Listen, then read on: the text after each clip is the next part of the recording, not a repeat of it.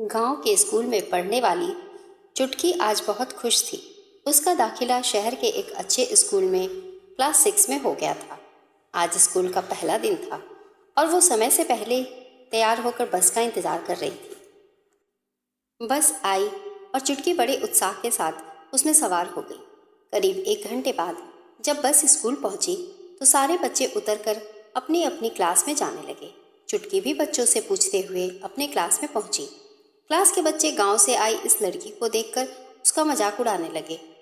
Silence, teacher बोली।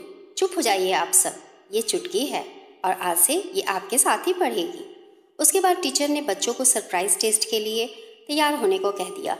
चलिए अपनी अपनी कॉपी निकालिए और जल्दी से दुनिया के 7 आश्चर्य लिख डालिए। सभी बच्चे जल्दी जल्दी उत्तर लिखने लगे। चुटकी भी धीरे धीरे अपना उत्तर लिखने लगी। जब सबने अपनी कॉपी जमा कर दी तो टीचर ने चुटकी से पूछा, क्या हुआ बेटा, आपको जितना पता है उतना ही लिखिए। इन बच्चों को तो मैंने कुछ दिन पहले ही दुनिया के 7 आश्चर्य बताए थे। जी, मैं तो सोच रही थी कि इतनी सारी चीज़ें हैं, इनमें से कौन सी 7 चीज़ें लिखूं? चुटकी टीचर को अपनी कॉपी थमाते हुए बोली।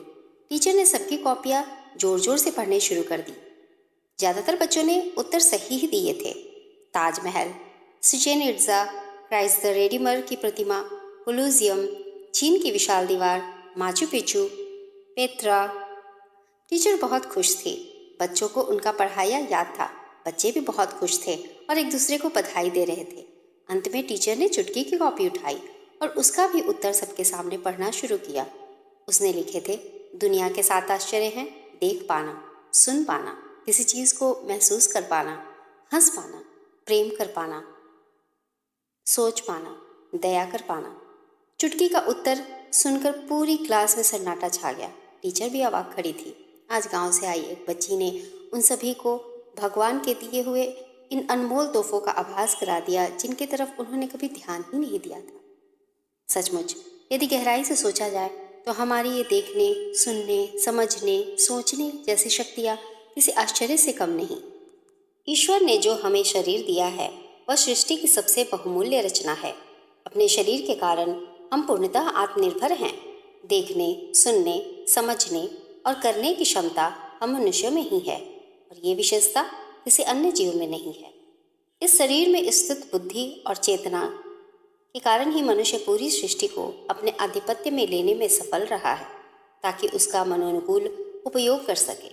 शरीर को संभालने के लिए ही ईश्वर ने धरती, सूर्य, चंद्रमा, वायु, जल, पेड़ पौधे, अग्नि और आकाश जैसे अनमोल उपहार दिए हैं ताकि मनुष्य सुखद जीवन जी सके। पर दुख की बात है कि आज विपरीत सोच ने मनुष्य को भ्रमित कर दिया है। मनुष्य को अनमोल लगते हैं आलीशान घर, महंगी गाड़ियाँ, सुख सुविधाओं से भरे इलेक्ट्रॉनिक उपकरण, गहने, कपड़े और बैंक बैलेंस। आज मनुष्य को आनंद ईश्वर के उपहारों में नहीं बल्कि सैर सपाटों, पार्टियों, दावतों में आता है जिसका कोई अंत नहीं। इच्छाएं सदैव कम पड़ती हैं और अपूर्ण ही रहती हैं। इस कारण जीवन भर मनुष्य बेचैन और अतृप्त रहता है। सोचो, अगर ईश्वर के ये दिए उपहार न होते तो हमारा जीवन कैसा होता? जल, वायु, अग्नि के बिना कैसा आनंद होता? पेड़ पौधों, जीव जंतुओं के बिना जीवन की कल्पना भी नहीं की जा सकती। इसलिए ईश्वर के दिए अनमोल उपहार की कद्र कीजिए। ईश्वर के प्रति कृतज्ञता रखिए, नमित रहिए उस शक्ति के आगे। नमस्कार।